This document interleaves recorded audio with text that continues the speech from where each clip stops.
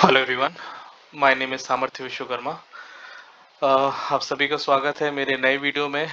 आज के वीडियो में हम बात करने वाले हैं सारे के सारे जो क्वेश्चंस हैं का 6 क्वेश्चंस मैंने पिकअप किए हैं वर्बल रीजनिंग से।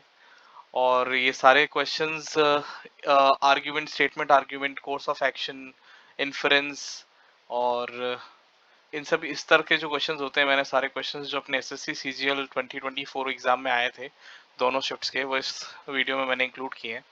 और आज हम ब्रेक डाउन करेंगे इन सारे क्वेश्चंस का और हम जानने की कोशिश करेंगे कि एक्चुअली इन क्वेश्चंस में हो क्या रहा है और क्या सही आंसर है। पूरे क्वेश्चन को डिस्कस करके पूरी डिटेल स्टडी करके हम ये डिसाइड देखेंगे कि इसका सभी का क्वेश्चन का आंसर क्या होना चाहिए।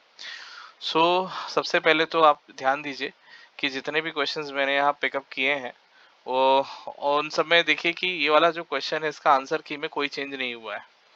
इसका बोनस हो चुका है। इस क्वेश्चन पर देखिए, नेक्स्ट क्वेश्चन जो है हमारा, उसका आंसर चेंज हो चुका है।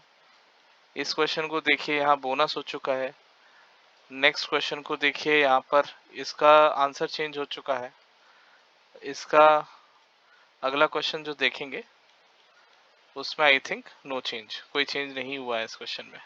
तो बेसिकली मैं ये बोलना चाह रहा हूँ कि हमारी जो एसएससी सीजीएल का जो एग्जाम हुआ है, इन क्वेश्चंस में जो सब्जेक्ट मैटर एक्सपर्ट है या एसएससी पूरी ऑर्गेनाइजेशन जो है, उसे ये लग रहा है कि इसका कोई डिफाइंड आंसर ना होने के कारण उन्हें ये बेनिफिट मिल जाता है, बेनिफिट ऑफ डाउट मिल जाता है कि इस क्वेश्चन में वो जो भी चेंज करेंगे और तो कोई स्टूडेंट या किसी भी तरह का कोई भी कैंडिडेट उन पे क्वेश्चन नहीं कर पाएगा और कोर्ट में प्रूफ नहीं कर पाएगा कि इन क्वेश्चंस का कोई स्पेसिफिक आंसर हो सकता है।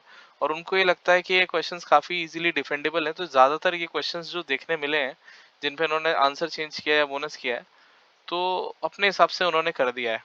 और मुझे लगता है कि उन्होंने जो आंसर चेंज किए हैं या बोनस प्रोवाइड किया है, उसके पीछे मुझे नहीं लगता कि कोई स्ट्रॉन्ग स्ट्रॉन्ग ग्राउंड्स था, क्योंकि मैंने सारे क्वेश्चंस को डिटेल में पढ़ा है। अब कितना डिटेल में पढ़ा है वो तो आपको वीडियो में आगे चल के समझ में आ ही जाएगा। तो जिनको ये लग रहा है कि मैं बिना किसी डिटेल रिसर्च के इन क्वेश्चंस को यहाँ पर लेके आ गया हूँ, तो मैं बता दूं, मैं 3 दिन से इन क्वेश्चंस पे काम कर रहा हूँ। मैंने एक नया सब्जेक्ट ओवरऑल पढ़ा जो कि लॉ में पढ़ाया जाता है। सब्जेक्ट का नाम है फॉर्मल लॉजिक। फॉर्मल लॉजिक नाम का एक सब्जेक्ट होता है। मैंने उस सब्जेक्ट को पढ़ने के बाद, क्योंकि उस ये सारे के सारे क्वेश्चंस उसी सब्जेक्ट से रिलेटेड हैं, तो मैंने उस सब्जेक्ट को पढ़ने के बाद थोड़ा उसमें ये फॉर्मल लॉजिक बेसिकली मैथमेटिक्स की तरह होता है। हम मैथमेटिक्स को यूज करके हम यूज प्रूफ कर सकते हैं सारे क्वेश्चंस के सही आंसर क्या है। तो मैंने काफी डिटेल में जाके एक नया सब्जेक्ट पढ़ के और इन सारे क्वेश्चंस के आंसर मैंने देखे हैं कि क्या सही होने चाहिए और एसएससी ने क्या माने हैं। और इसके साथ साथ जो नॉर्मल हमारे रीजनिंग के रूल्स एंड रेगुलेशंस हैं इन क्वेश्चंस को सॉल्व करने की, उनको भी मैंने इंक्लूड किया है। तो सारा चीज रिसर्च करने के बाद ही मैं ये वीडियो लेकर आया हूँ। तो एक एक क्वेश्चंस को हम ब्रेक डाउन यहाँ करेंगे। इस क्वेश्चन में कोई भी डिटेल डिस्कशन नहीं करूंगा क्योंकि इसमें कोई चेंज हुआ नहीं है। ये सब मैंने इंक्लूड कर लिया आपको दिखाने के लिए। बेसिकली हम चार ऐसे क्वेश्चंस हैं जिनमें एसएससी ने चेंज किया है अपना फाइनल आंसर की में। 6 क्वेश्चन टोटल पूछे थे। मेरा तो दो ही इन्फरेंस है इस चीज को लेकर कि या तो एसएससी को ये क्वेश्चंस ही, इसके क्वेश्चंस के क्या आंसर सही होने चाहिए वही नहीं पता है, या तो वो एसएससी जानबूझकर ही इन क्वेश्चंस को ढाल बनाकर अपने कुछ स्टूडेंट्स जिनके दलालों ने जिनसे पैसे ले रखे होंगे उनको पास करना चाह रही है।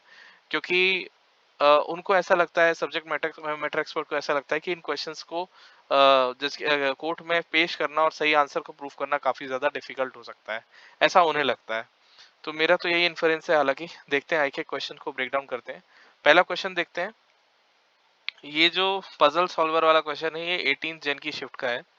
18 जन की शिफ्ट का है रीजनिंग का। इस पे एसएससी ने बोनस प्रोवाइड किया है। चलिए इस क्वेश्चन को एक एक करके ब्रेक डाउन करते हैं। ब्रेक डाउन करने के पहले इस क्वेश्चन को एक बार अच्छे से पढ़ लेते हैं। Similar to the expert puzzle solvers. तो बेसिकली पजल सॉल्वर जो है, एक्सपर्ट पजल सॉल्वर्स की बात हो रही है, solver S.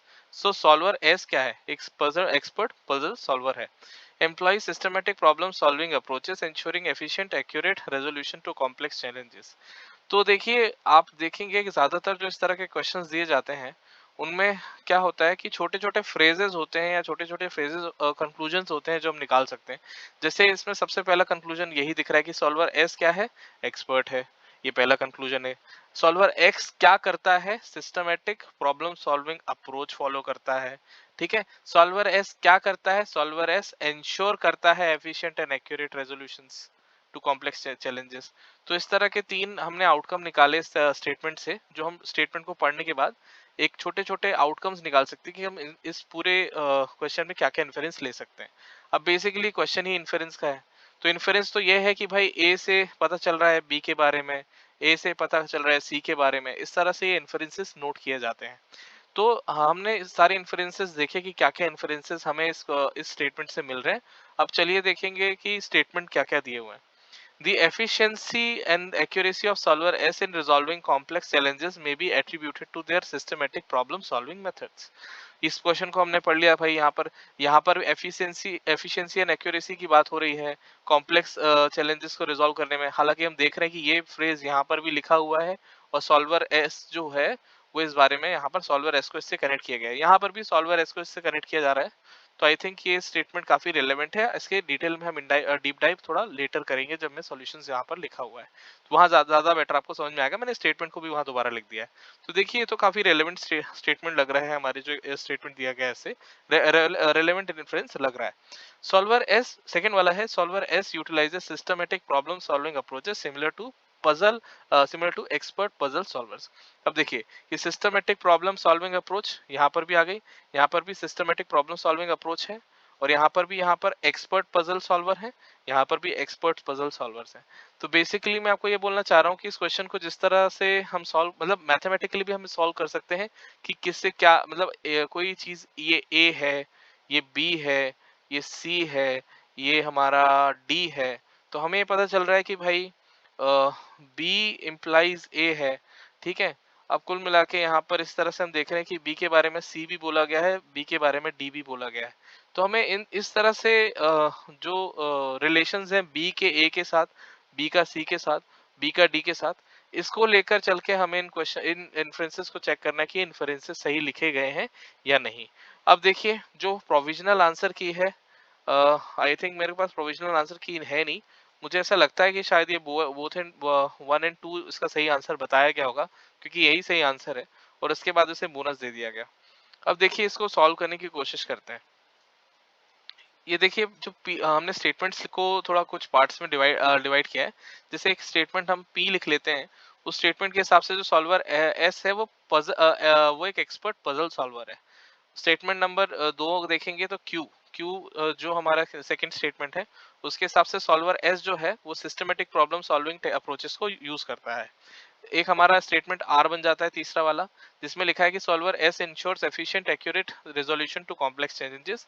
Q implies R का मतलब ये है कि अगर यहाँ पर हमारे स्टेटमेंट में देखिए, ये मैं नहीं कह रहा हूँ, ये हमारा स्टेटमेंट कह रहा है कि इसको यहाँ पर क्यू लिखा गया है, इसको यहाँ आर लिखा गया है। तो इसका मतलब ये है, इसको एक बार थोड़ा नीटली आपके लिए लिख देता हूँ यहाँ पर, थोड़ा टाइम दीजिए। ये हमारा स्टेटमेंट क्यू है, ये हमारा स्टेटमेंट आर है। तो हमारा जो स्टेटमेंट है वो कह रहा है कि solver employ systematic problem solving approaches ensuring efficient accurate resolution to complex challenges। इस ensuring का वर्ड का मतलब है कि ये जो Q स्टेटमेंट है इट implies कि R स्टेटमेंट होगा। अगर Q फॉलो होगा तो R भी फॉलो होगा। ये ensuring वर्ड से हमें पता चल रहा है। इसी को अगर हम मैथमेटिकली लिखना चाहें तो वी कैन से कि what Q is implies R, मतलब अगर Q ट्रू होगा तो R भी ट्रू होगा। Q implies R यहाँ पर एक मैथमेटिकल स्टेटमेंट यहाँ पर लिखा गया है। ये वही अप्रोच है जिसके बारे में मैं वीडियो के स्टार्टिंग में बात कर रहा था, इसी को हम फॉर्मल लॉजिक कहते हैं। हालांकि फॉर्मल लॉजिक एक बहुत ही डीप सब्जेक्ट है, उसमें मैथमेटिकल कैलकुलेशंस काफी ज्यादा होती हैं, लेकिन हमें उतना ज्यादा डीप डाइव करने की जरूरत नहीं है। इसमें बेसिक अंडरस्टैंडिंग जितनी हमें जरूरत है उसको यूज करके मैंने इसको सॉल्व किया है। ज्यादा डिटेल में जाने की एक्चुअली मुझे जरूरत ही नहीं पड़ी। तो because solver employs systematic problem solving approaches like expert puzzle solvers, ये स्टेटमेंट यहाँ पर पी वाला लिखा हुआ है, इसकी जरूरत वाला की नहीं थी। This leads to efficient accurate resolutions. तो ये बेसिकली क्या लिखा है, क्यू इम्प्लाइज आर यहाँ पर लिखा हुआ है। अब देखिए जो हमारा स्टेटमेंट 1 दिया है इन्फ्रेंस में, जिसको हमें चेक करना है, जो पहला इन्फ्रेंस जिसे हम चेक करने वाले हैं उसको हम पहली बार देख लेते हैं। The efficiency and accuracy of solver S in resolving complex challenges may be attributed to their systematic problem solving methods. अब ये logically statement valid कैसे हो जाता है, इसको एक बार डिस्कस कर लेते हैं कि देखो, जो हमारा सॉल्वर नंबर एस है, सॉल्वर एस है, वो देखिए कॉम्प्लेक्स चैलेंजेस को सॉल्व करने के लिए एक्यूरेटली और एफिशिएंटली, हमारा जो स्टेटमेंट था पुराना वही लिखा है, वो कुल मिला के सिस्टमेटिक प्रॉब्लम सॉल्विंग मेथड्स को यूज करता है। इसको ही हम एट्रीब्यूट कर सकते हैं। अगर Q इम्प्लाइज R है, तो Q Q अगर ट्रू हो रहा है, Q अगर फॉलो हो रहा है, तो R भी फॉलो हो रहा है। ठीक है, तो अगर R फॉलो हो रहा है, तो Q के कारण भी में लिखा है, Q के कारण भी फॉलो हो सकता है। देखिए, ऐसा होता है कि अगर Q इम्प्लाइज R है और A इम्प्लाइज R है, अगर R ट्रू बैठ रहा है, फॉलो हो रहा है, तो R के कारण Q भी सही हो सकता है और A भी सही हो सकता है। हम श्योर नहीं कह सकते कि R सही है तो Q सही होगा ही होगा।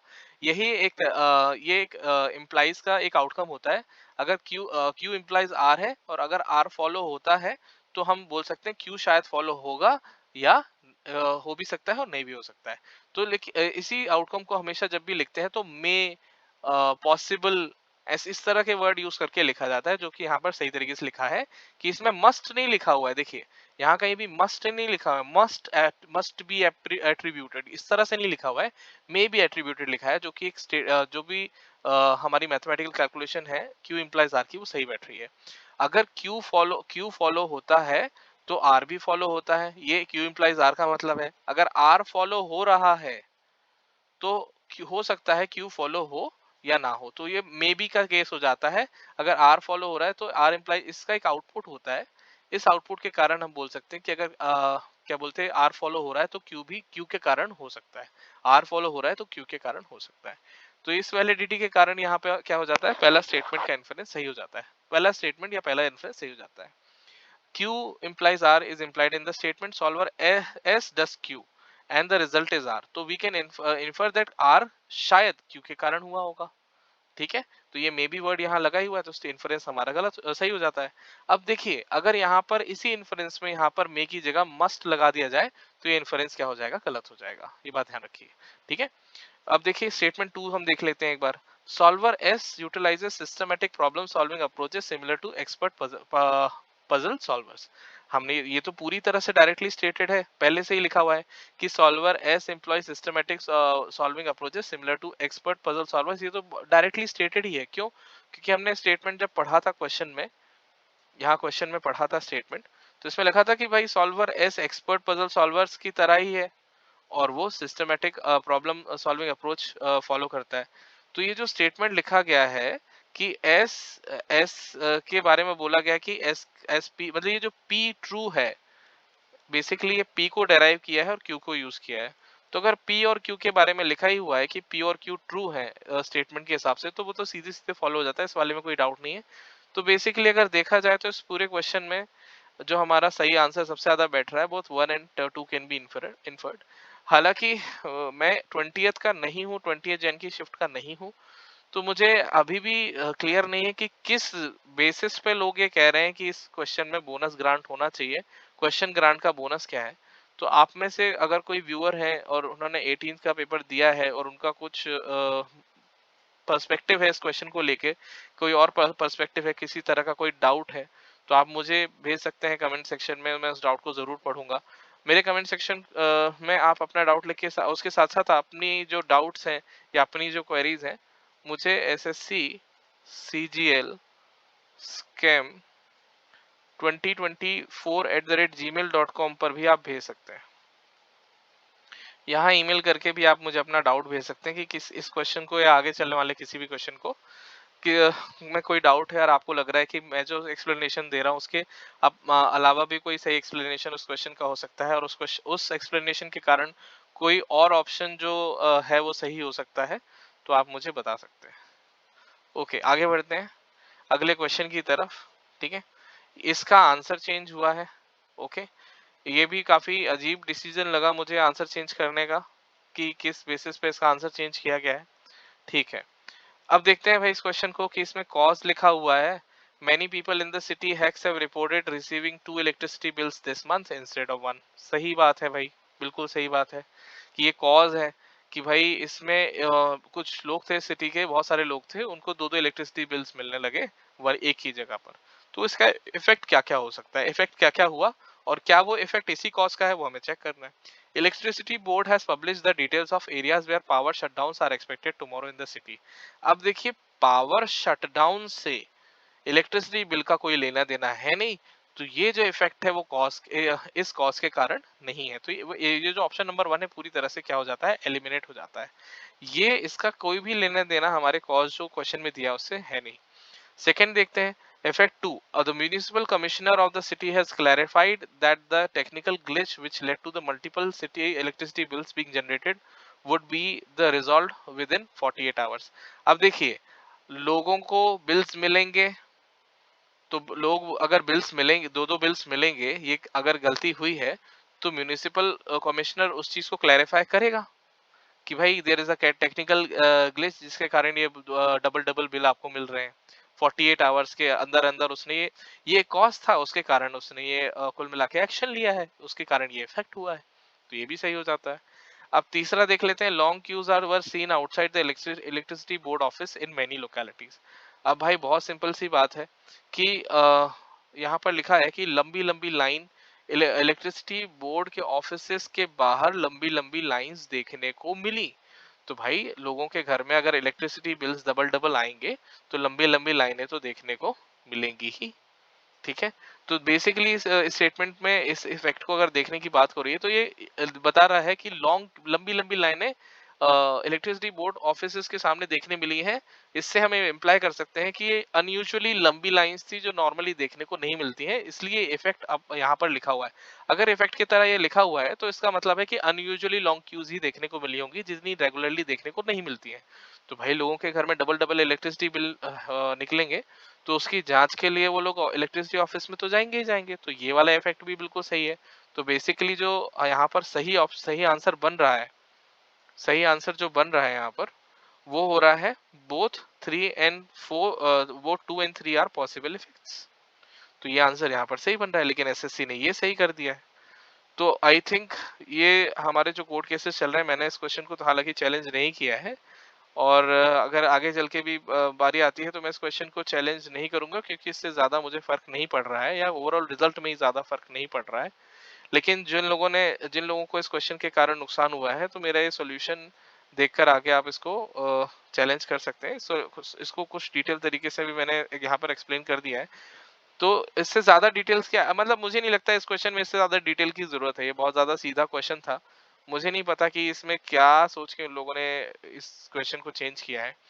हालांकि एक चीज है कि इस क्वेश्चन को चेंज करने से कई लोगों को 4 नंबर का बेनिफिट सीधा सीधा मिलेगा, और उनका रैंक भी काफी ज्यादा बढ़ सकता है। क्योंकि जिन लोगों का भी आंसर गलत है, उनको वो उन लोगों ने अभी सही करवा लिया तो उनको 4 नंबर बढ़कर मिलेगा, और जिनका अभी सही हो गया है उनके 4 नंबर कम हो जाएंगे। तो इससे रैंक का 18th शिफ्ट में बहुत ज्यादा हेर फेर हो सकता है। तो पर्सनल लेवल पे अगर आप देखो तो इस क्वेश्चन को चेंज करवाने में कई सारे लोग जो 18th में सिलेक्ट नहीं हो पाए हैं, उनका सिलेक्शन इससे केवल इस क्वेश्चन से हो सकता है। क्योंकि किसी हाफ ऑफ द कैंडिडेट्स के 4 नंबर बढ़ जाना और हाफ का कम हो जाने से जो बॉर्डर लाइन पे है काफी ज्यादा जॉब्स में स्विच हो सकता है। और मैं तो सिंपल कहूंगा कि ये क्वेश्चन पता नहीं, मतलब ये बहुत इजी क्वेश्चन है। अगर आप कोर्ट में से प्रूफ करना चाहें कि इसमें कोई दो राय नहीं है कि बोनस, तो इसमें कोई डिस्क्रिपेंसी तो मिली नहीं है। बेसिकली एसएससी के जो एसएमई है उन्होंने ही आंसर चेंज कर दिया है। ये जो ऑप्शन लिखा है कि both 2 and 3 are the possible effects, यही सही आंसर है। पता नहीं क्या सोच के इन लोगों ने ये वाला आंसर दिया हुआ है। तो अगर आपको पता है कि एसएमई, आप एसएमई को जानते हो या आप खुद भी एक एसएमई हो, तो मुझे एक बार बता सकते हैं, मतलब आप बताइएगा मेरे कमेंट में कि इस क्वेश्चन में क्या बेसिस था कि यहाँ पर only 2 is a possible effect पे आंसर चेंज किया गया है। क्योंकि आप में से ही किसी कैंडिडेट ने अपना एक्सप्लेनेशन बोला भेजा होगा, जिसको मानकर एसएससी ने ये कदम लिया है। मैं तो अभी भी यही मानता हूँ कि ये क्वेश्चन जो है बेसिकली इसको इसका सपोर्ट लेकर मैं बताता हूँ एक्चुअली किया क्या गया है। जो 18th जन की शिफ्ट थी उसमें ये देखिए क्वेश्चन काफी इजी है। ज्यादातर बच्चे जो फुल मार्क्स लाने की कैपेबिलिटी रखते होंगे उन्होंने ये सही आंसर सॉल्व किया होगा, फोर्थ वाला ही सॉल्व किया होगा। तो जो टॉप 0.1% बच्चे थे ना, जिनका प्री के हिसाब से 180 आउट ऑफ 180 आ रहा होगा। कई सारे बच्चे होंगे, मुझे तो लगता है मतलब पेपर काफी इजी था, कई सारे बच्चे होंगे, एटलीस्ट 75 बच्चे तो जरूर होंगे जिनका 180 आउट ऑफ 180 आ रहा होगा। तो मुझे लग रहा था कि 0.1% जो टॉप है, टॉप 0.1% बच्चे हैं, उनका अगर एवरेज निकाला जाए तो 180 या 179 के आसपास ही निकलेगा उनका एवरेज, अगर देखा जाए तो। लेकिन इस क्वेश्चन के कारण वो गिर कर कहाँ जाता है, 175 से लेके 176 के बीच में आ जाता है। और इसके बाद वो जो क्रेन वाला क्वेश्चन है, पता नहीं ऐसा कौन बच्चा होगा जिसको क्रेन वर्ड आता होगा उसके कारण ये जो एवरेज है 171 से लेके 172 तक गिर जाता है। तो ये जो टॉप 0.1% का एवरेज है, वो जो नॉर्मलाइजेशन का फॉर्मूला है, उसमें एक मल्टीप्लाइंग फैक्टर होता है। अगर हम नॉर्मलाइजेशन मार्क्स निकालने की कोशिश करें किसी कैंडिडेट के, तो एक फ्रैक्शन है जिससे मल्टीप्लाई करते हैं। जैसे ये जो फॉर्मूला होता है वो y equals to m x plus c के फॉर्म में लिखा हुआ है। तो इसमें जो डिनोमिनेटर है, ये जो m मल्टीप्लाइंग फैक्टर है, इसमें जो डिनोमिनेटर है उसमें यहाँ पर एम टी आई यूज किया जाता है। मतलब जो टॉप 0.1% बच्चों का एवरेज है, उस शिफ्ट का यहाँ पर यूज किया जाता है डिनोमिनेटर में। और ये अगर देखा जाए, जो हमारी 20th शिफ्ट है, उसका एवरेज भी कहीं 179 या 180 के आसपास रहा होगा, 0.1% जो टॉप बच्चे हैं, उनका एवरेज। और अगर देखा जाए तो 178 तो एटलीस्ट मिनिमम रहा होगा। लेकिन इस शिफ्ट का एवरेज इतना ज्यादा कम कर देने के कारण ये एम टी जो आई है, वो 18th ऑफ जैन के बैच के कम हो जाने के कारण ही ये डिनोमिनेटर बहुत ज्यादा छोटा हो गया। जब डिनोमिनेटर छोटा होता है तो ओवरऑल जो वैल्यू है वो बहुत ज्यादा बढ़ जाती है। जब डिनोमिनेटर थोड़ा थोड़ा थोड़ा थोड़ा छोटा होता है तो जो ओवरऑल वैल्यू है बहुत बहुत बहुत बहुत ज्यादा बढ़ जाती है। बेसिक मैथमेटिक्स आप सभी को पता होगी। यही एक सबसे बड़ा रीजन है जिसके कारण यही दो क्वेश्चंस हैं। अब क्रेन तो मैंने इसमें इंक्लूड नहीं किया क्योंकि वो रीजनिंग का नहीं था। तो यही दो रीजन, यही एक रीजन है कि जिसमें और एबनॉर्मल नॉर्मलाइजेशन हमको देखने को मिल रहा है। क्योंकि हमारा जो एम टी आई फैक्टर है, जो 18 10th के लिए है, आप फॉर्मूला चाहो तो एसएससी की वेबसाइट से देख लो, मैंने एक वीडियो है उसमें नॉर्मलाइजेशन का फॉर्मूला भी समझाया, वहां भी देख सकते हो। इसी यही एक कुल मिला के जो चीज है, यही एक फैक्टर है जो कि 274 रॉ मार्क्स वालों को सिलेक्ट करवा रहा है, 299 रॉ मार्क्स वालों को एसओ एमईए दिला रहा है ना, वो यही चीज है। और इसके लिए इस चीज के लिए तो मैं बेसिकली देखा जाए तो एसएमई को ही दोष मानूंगा कि जो सब्जेक्ट मैटर एक्सपर्ट है। हालांकि मैं बिल्कुल 100% ही बोल रहा हूँ कि जो या तो एसएससी के जो सब्जेक्ट मैटर एक्सपर्ट है, या तो उनको प्रेशर दिया गया है कि ज्यादा से ज्यादा ऐसे क्वेश्चंस को बोनस किया जाए जिससे जो नीचे वाले बच्चे हैं उनको ऊपर लाया जा सके, क्योंकि उनको किसी भी तरीके से ले दे के पास करना ही था। लेन देन का सिलसिला तो मुझे लग रहा है एसएससी में चल ही रहा होगा जॉब देने के लिए, तभी ये 299 और 274 वाले बच्चे पास कर रहे हैं और 333 309 344 वाले बच्चे को फेल किया जा रहा है। तो देखो, ये 6 क्वेश्चन है, 6 में से 4 में है जिसमें चेंज नहीं हुआ है। और ये सीधा सीधा क्वेश्चन था, इसमें तो मुझे ज्यादा एक्सप्लेनेशन नोट डाउन करने की जरूरत भी नहीं पड़ी। पता नहीं किस बेसिस पे इस क्वेश्चन का आंसर चेंज कर दिया गया और उससे देखिए कितना ह्यूज इम्पैक्ट पड़ा है। मतलब इस अकेले क्वेश्चन से, क्योंकि इसको बहुत ज्यादा बच्चों ने सही कर रखा था, इसका आंसर चेंज कर देने के कारण देखिए पूरा पूरा ओवरऑल टॉपर्स का एवरेज कम हो गया होगा, बहुत ज्यादा हो गया होगा। मैं तो बोल रहा हूँ चलो इतना नहीं हुआ होगा तो 174 तक गिरा होगा, कुछ तो गिरा ही होगा भाई। इसका इस गैप के कारण ही कुल मिला के जो फैक्टर है और नॉर्मलाइजेशन का बहुत ज्यादा काम कर रहा है। तो जो भी 18th वाले बच्चे हैं वो जरूर इस क्वेश्चन पे केस करें जिससे कि जो रिजल्ट है वो सही बने। और मैं तो दावा करता हूँ कि अगर ये क्वेश्चन रिवाइज हो जाता है, इसका आंसर रिवाइज हो जाता है, तो जो भी बच्चे ये बोल रहे हैं कि भाई एबनॉर्मल नॉर्मलाइजेशन हुआ है, उनका वो जो क्वेरी है एबनॉर्मल नॉर्मलाइजेशन का, वो ये दो क्वेश्चन, ये इलेक्ट्रिसिटी वाला क्वेश्चन 18th का और एक क्रेन वाला क्वेश्चन रिवर्स होने से पूरी तरह से उनका जो डाउट है वो बैठ जाएगा। मतलब उनको बिल्कुल भी कोई भी डाउट नहीं रहेगा या कोई भी उनकी शिकायत नहीं रहेगी नॉर्मलाइजेशन से। जो फेयर नॉर्मलाइजेशन है वो फेयर नॉर्मलाइजेशन हो जाएगा। आगे बढ़ते हैं भाई। ये भी सीधा साधा क्वेश्चन है, इसमें भी ज्यादा अपने को बात करने की जरूरत नहीं पड़ेगी, बहुत सीधा क्वेश्चन है गार्डनर वाला। देखिए अब देखिए यहाँ पर फिर वही बात आ गई इन्फ्रेंस की। तो भाई गार्डनर जी कैसा गार्डनर है, सीजन्ड गार्डनर है। प्रैक्टिस क्या करता है, क्रॉप रोटेशन। क्रॉप रोटेशन क्यों करता है, जिससे कि सॉइल फर्टिलिटी मेंटेन रहे। सीधी सीधी बात यहाँ दी गई है, देखिए। ठीक है, इसको बोल देते हैं 1, इसको बोल देते हैं 2, इसको बोल देते हैं 3, इस तरह से अपने आउटकम्स यहाँ दिख रहे हैं। अब जो सॉइल फर्टिलिटी है, अब ये कुल मिला के क्रॉप रोटेशन से क्या होता है, thriving and diverse plant growth होती है, ये लिखा हुआ है। अब एरो ज्यादा बनाऊंगा तो गंदा दिखने लगेगा। नीचे न्यूमेरिकल के तरीके से समझाया आई थिंक, तो अपन वहां एक बार देख लेंगे, ठीक है। तो अगर हम इसको थोड़ा डिटेल में देखें तो the thriving and diverse plant growth in gardener G's garden is likely to be influenced by the practice of crop rotation. फिर भाई बात आ गई सिंपल सिंपल सी, कि भाई अगर यहाँ पर लिखा हुआ है, चलो थोड़ा जूम इन ही कर देते हैं, इसको मिटा देते हैं और जूम इन कर देते हैं, आप लोगों को सीधे सीधे सीधे दिखाई देगा। पहला क्या लिखा हुआ है कि thriving diverse plant growth in gardeners G's garden is likely to be influenced by the practice of crop rotation. अब लिखा है भाई crop rotation leads to thriving and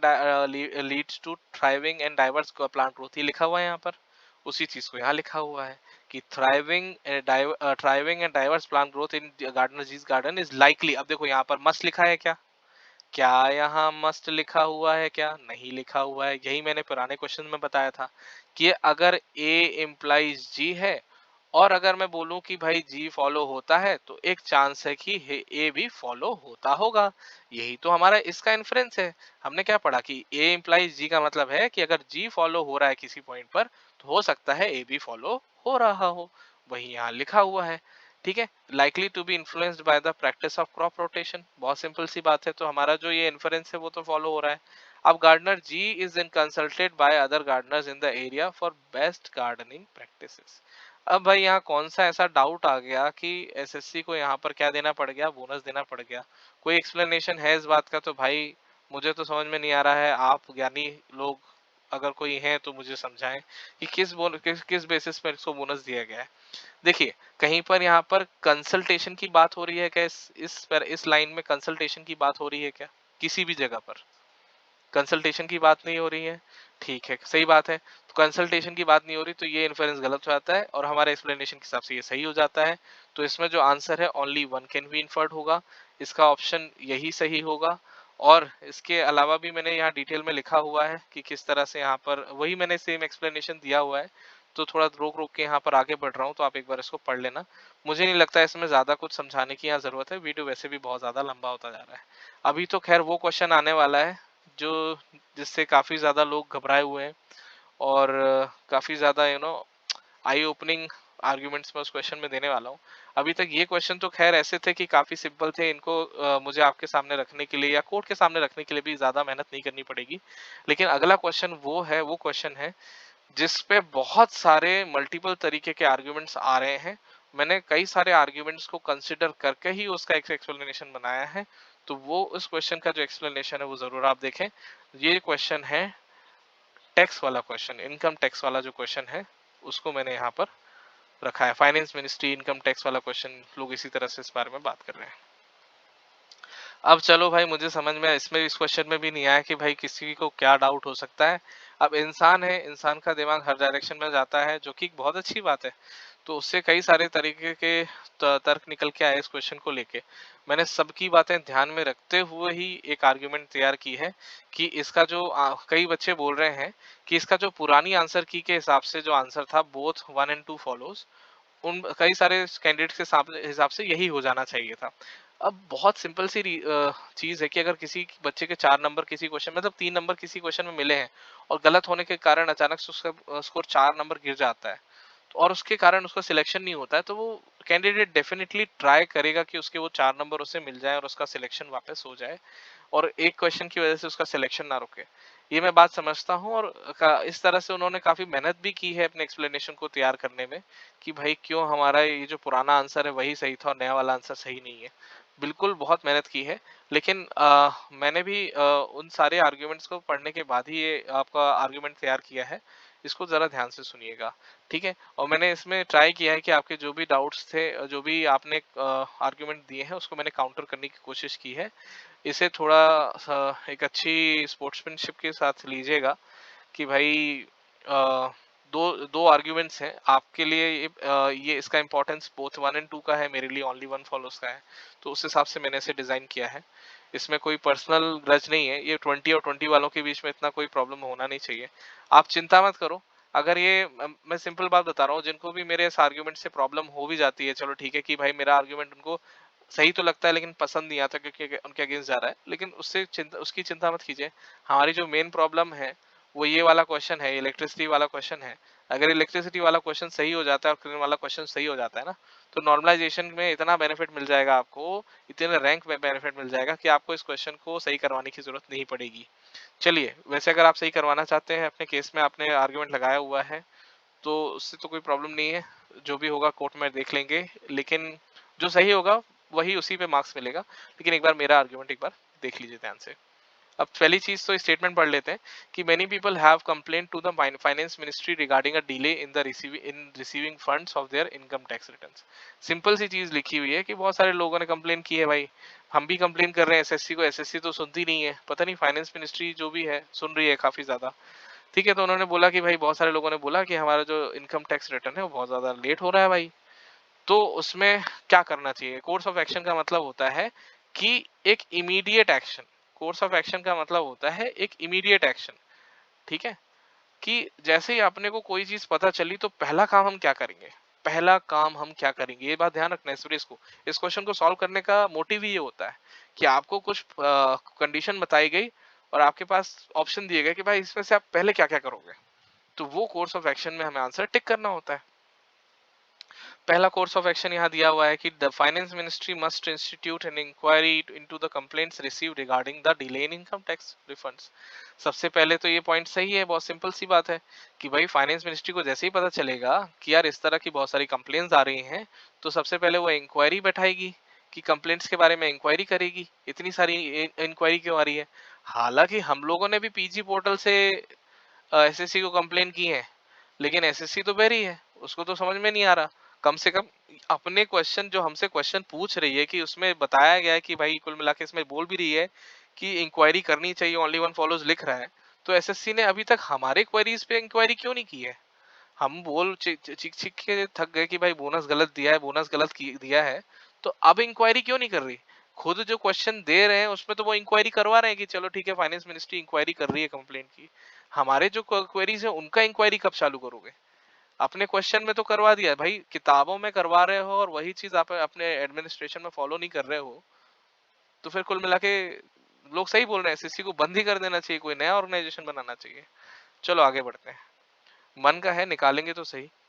अब देखो यहाँ पर ये चीज सही है कि भाई किसी भी मिनिस्ट्री को अगर अपने किसी एक्ट के अगेंस्ट कंप्लेन मिलती है तो सबसे पहले उस चीज की इंक्वायरी करनी चाहिए कि भाई इसमें ऐसा हुआ क्यों। ये हमेशा इमीडिएट एक्शन, इंक्वायरी एक हमेशा इमीडिएट एक्शन की तरह होता है। कोई भी प्रॉब्लम हो सबसे पहले उसकी इंक्वायरी जांच करनी चाहिए। चलिए दूसरा एक्शन यहाँ लिखा हुआ है, पहले एक्शन को मिटा देते हैं यहाँ पर। ठीक है, दूसरा एक्शन जो लिखा हुआ है वो क्या है कि भाई finance ministry must compensate the income tax pays by paying interest on their refunds for the duration of the delay। अब देखिए मेरा यहाँ पर कहना ये है कि कभी भी इमीडिएट एक्शन या कोर्स ऑफ एक्शन के जो क्वेश्चंस होते हैं उसमें नेगेटिव इम्पैक्ट किसी भी पार्टी को नहीं होना चाहिए। ठीक है, नेगेटिव इम्पैक्ट नहीं होना चाहिए। देखो, अगर नेगेटिव इम्पैक्ट बहुत ज्यादा जरूरी नहीं है और उसके बिना काम नहीं बनेगा और किसी भी तरह का डिसिप्लिनरी डिसिप्लिन को मेंटेन करने के लिए नेगेटिव इम्पैक्ट किया जा रहा है तो वो चीज जरूरी होती है। लेकिन यहाँ पर नेगेटिव इम्पैक्ट या यहाँ किस फॉर्म में है? इंटरेस्ट के फॉर्म में है जो पे किया जाना है। और यहाँ पर इमीडिएट एक्शन हमारा कभी भी इस तरह का नेगेटिव एक्शन हो ही नहीं सकता।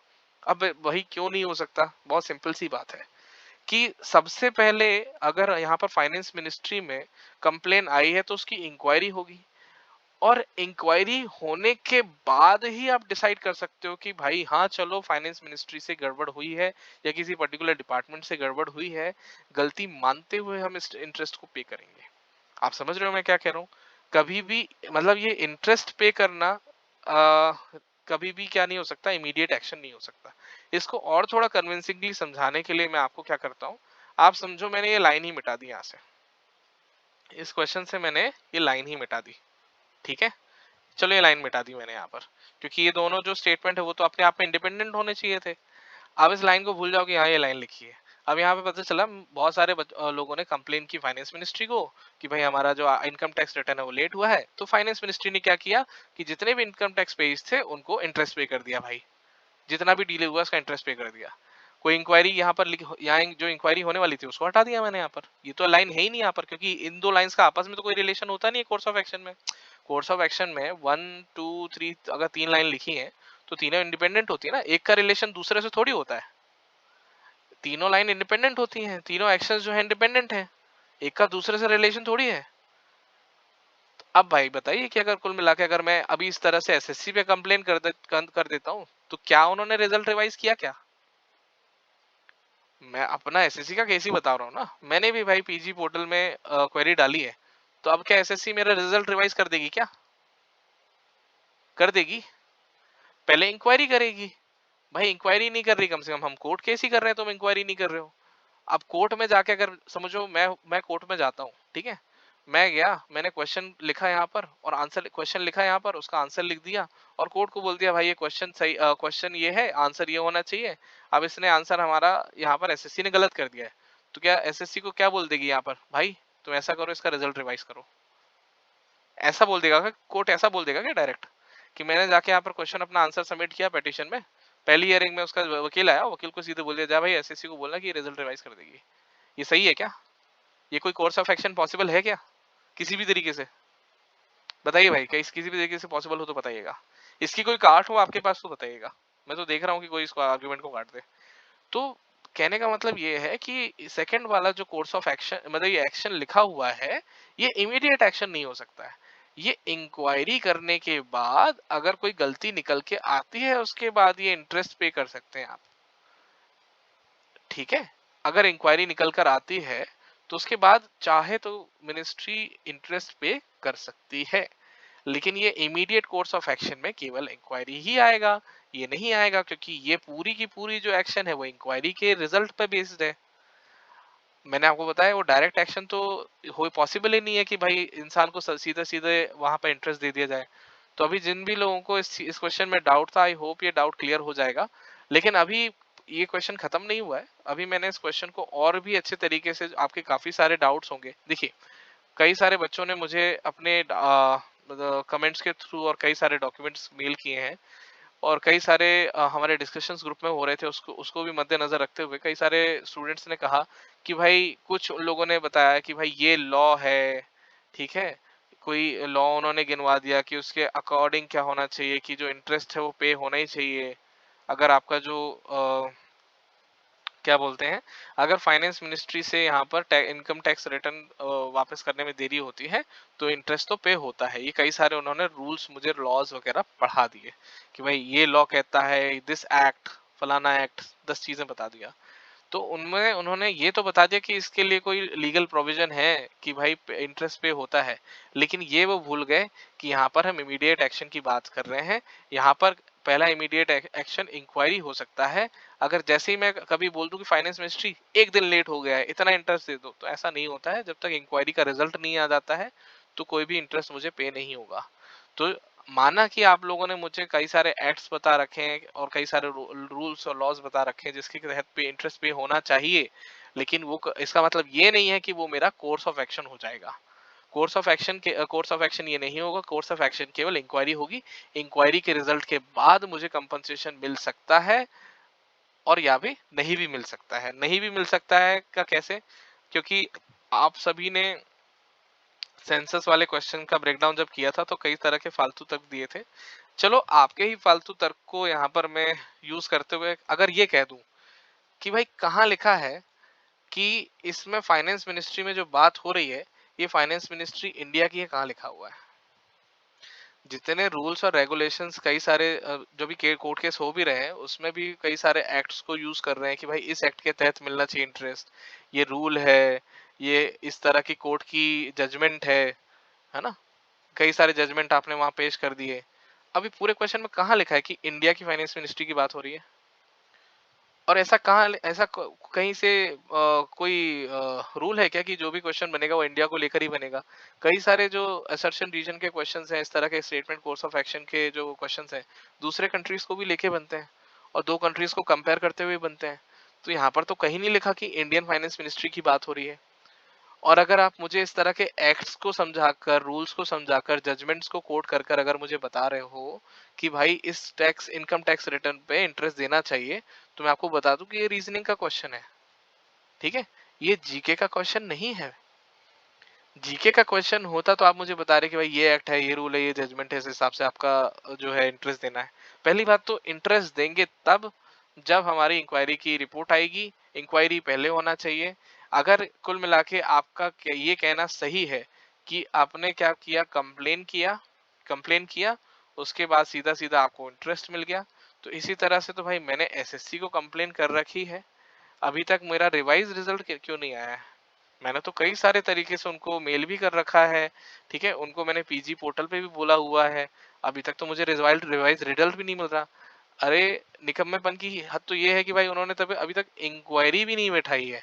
कम से कम वो नोटिस ही जारी कर देते कि भाई यहाँ पे लिखा है ना मेनी पीपल हैव कंप्लेंट, तो हम लोगों ने भी लगभग 2000 पीजी पोर्टल पे कंप्लेंट 2000 तो की ही होंगी।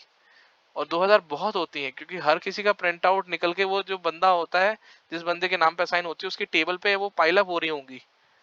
इतना निकम्मा बंदा है वो, पता नहीं कौन सा डेप्यूटी सेक्रेटरी है कि वो इंक्वायरी तक नहीं कर रहा हमारे जो क्वेरीज है उस पर। तो भाई अगर आप इंडियन सिस्टम को देख के भी कर लो ना, तो भी कुल मिला के आप जो बोल रहे हो कि यहाँ पर तुरंत इनकम टैक्स को का इंटरेस्ट दे देना चाहिए, वो भी इंडियन सिस्टम के हिसाब से भी गलत ही बैठ रहा है, क्योंकि इंक्वायरी पहला स्टेप होता है। अभी मैं कोर्ट में जाके खड़ा हो जाऊंगा कि भाई मैंने मैंने ये क्वेश्चन था, ये आंसर था, इन्होंने आंसर चेंज कर दिया, इस कारण से सिलेक्शन नहीं हुआ, तो कोर्ट ये थोड़ी बोल देगी रिवाइज रिजल्ट कर दो। वो ये बोलेगी भाई चलो इस पर डिस्कशन कर लेते हैं, इंक्वायरी कर लेते हैं, थर्ड पार्टी बैठा के इंक्वायरी कर लेते हैं, चल भाई तू ही काउंटर कर दे, दो सब्जेक्ट मैटर एक्सपर्ट ये खड़े हैं जो क्वेश्चंस को सपोर्ट कर रहे हैं एसएससी की तरफ से, आप यहाँ खड़े हो जाओ और समझाओ भाई, अपना पक्ष समझाओ। आप समझ रहे हो? तो इस तरह की आर्गुमेंट होगी, फिर कोर्ट समझेगा भाई कि चलो एसएससी सही बोल रही तो एसएससी के पक्ष में जाएगा, या मैं सही बोल रहा हूँ मेरे पक्ष में जाएगा। तो अपने वकील को भी समझाइए, अगर मान लीजिए अगर किसी तरह का ये आर्ग्यूमेंट उन्होंने बोला है कि नहीं भाई इस क्वेश्चन को अपन इस रूल के तरीके से और इतने सारे जो एक्ट में बता रहा हूँ इस एक्ट के हिसाब से और इस जजमेंट के हिसाब से ये वाला क्वेश्चन इस तरह से सही हो जा रहा है, तो उसको समझाइए कि रीजनिंग का क्वेश्चन है, जीके का क्वेश्चन नहीं है, ना ही उसके लॉ के कॉलेज का क्वेश्चन है। लॉ का कॉलेज छूट चुका है, प्रैक्टिस में है, और ये रीजनिंग के क्वेश्चन में आप वो लॉ के जो आपका जो इतना सारा नॉलेज आपने लिया है प्रैक्टिस के दौरान, इतनी सारी किताबें पढ़ी है, वो इस क्वेश्चन में काम नहीं आएंगी। उसके लिए आपको एक नई किताब पढ़नी पड़ेगी एसएससी वाली। ये एक्सप्लेनेशन आई थिंक मैंने ये लिख लिया है, लिखा हुआ है, आप इसे पढ़ लेना, मैं बोलते बोलते थक गया हूँ अब। मैंने वही सारी चीजें यहाँ लिख रखी हैं जो मैंने यहाँ भी समझाई हैं, और ये बात आप बिल्कुल ध्यान रखिए कि भाई ये बात इंडिया के बारे में नहीं हो रही है, तो इंडिया के रूल्स वगैरह जो आप वहाँ एसएससी में कोर्ट में कोर्ट करने वाले हैं वो वहाँ पर यूज नहीं होंगे। आई थिंक वीडियो काफी ज्यादा लंबा बन चुका है, मेरा गला भी सूख रहा है, पानी वानी पीने जाना है। तो आप लोगों के कोई भी इन क्वेश्चन से रिलेटेड जो डाउट वगैरह है, आखिरी क्वेश्चन को हम डील नहीं कर रहे हैं भाई, क्योंकि आखिरी क्वेश्चन में कोई चेंजेस हुए नहीं थे, तो उसको डील करने का बनता नहीं है। उसको रखने का मेरा मोटिव यही था कि भाई देखो 6 क्वेश्चन है, 6 में से 4 में एसएससी का कोई स्टैंड क्लियर नहीं था, एसएससी ने अपने आंसर की में चेंजेस किए हैं। तो मेरा तो अभी भी यही कहना है कि एसएससी के जो एसएमई है उनको ये क्वेश्चन सॉल्व करते ही नहीं आते हैं, जहाँ ये क्वेश्चन देखते हैं तो वहां पे बोनस देने लग जाते हैं, और कुल मिला के इस क्वेश्चन का सहारा लेके वो जो अपने जिनसे दलाली चल रही होगी सेंटर्स पे। अब पहले तो मुझे ये बताइए कि भाई एस टीसीएस के जो इयन सेंटर हैं, ये कई सारे लोग मैंने सुना है कि जो एएसओ हैं सीएसएस में या सीएसएस में काम करते हैं, उन्होंने टीसीएस इयन सेंटर खोल रखे हैं। भाई क्यों खोल रखे हैं? अगर बात यही हो रही है कि चलो भाई सबसे पहले अगर मैं पीजी पोर्टल में कंप्लेन करता हूँ और उस पर कोई इंक्वायरी होनी चाहिए, सबसे पहले तो मैं अभी अगली कंप्लेन तो टीसीएस सॉरी पीजी पोर्टल में यही करूंगा कि जो एएसओ के जो स्टाफ है उनकी फैमिली ने टीसीएस इयोन इतने सारे क्यों खोल रखे हैं, क्या चल रहा है ये, मतलब करना क्या चाह रहे हैं? और अगर देखा जाए तो जिन अधिकारियों की यहाँ मैं बात कर रहा हूँ, उनकी नेटवर्थ पिछले 2-3 सालों में कुल मिला के जितनी उनकी इनकम है उससे कम से कम 50 गुना ज्यादा उनके पास टोटल नेटवर्थ हो चुकी है, टीसीएस इयन खोलने के कारण, जो उनके रिश्तेदारों ने उनकी फैमिली ने खोले हुए हैं। कैसे हो रहा है, कैसे चल रहा है ये सब? तो अभी तो फिलहाल मेरा तो मानना यही है कि इन क्वेश्चंस को यूज करके जो सिलेक्शन दिया जा रहा है वो कुल मिला के उसमें किसी भी तरह की धांधली पॉसिबल है, ठीक है। टीसी और सियोन जो चल रहे हैं फर्जी फर्जी तरीके से चल रहे हैं, वहां पर पैसा चला के लोगों को पास किया जा रहा है, मुझे भी खैर लोग फ़ोन करते हैं, मुझे भी लोग ईमेल ड्रॉप कर रहे हैं इस वक़्त कि यार इस तरह का मैं देख रहा हूँ। एक बंदा बोल रहा है कि मेरा जो रिश्तेदार है उसने सीधा-सीधा बताया है कि एक लड़का है उसके फैमिली में उसको 15 लाख देके सिलेक्शन हुआ है एमटीएस में, दूसरे वाले का भी 15 लाख देके जीडी में सिलेक्शन हुआ है। लेकिन हम इन केसेस को प्रूफ नहीं कर सकते। आपके पड़ोस में भी, आपके आस-पास भी लोगों को आप देख रहे होंगे कि यार पता चला होगा कि इतना पैसा दे-दे के बना है। मुझे भी पता है एमपीपीएससी में इंसान ने 50 लाख दे के एक जॉब ली है, एक डेज़िग्नेशन ली है। यार लोग बोलते हैं उस बंदे ने आकर हम लोगों को खुद बताया कि उसने ये काम किया, लेकिन प्रूफ नहीं है तो अब नहीं बोल सकते। बात यही है ना?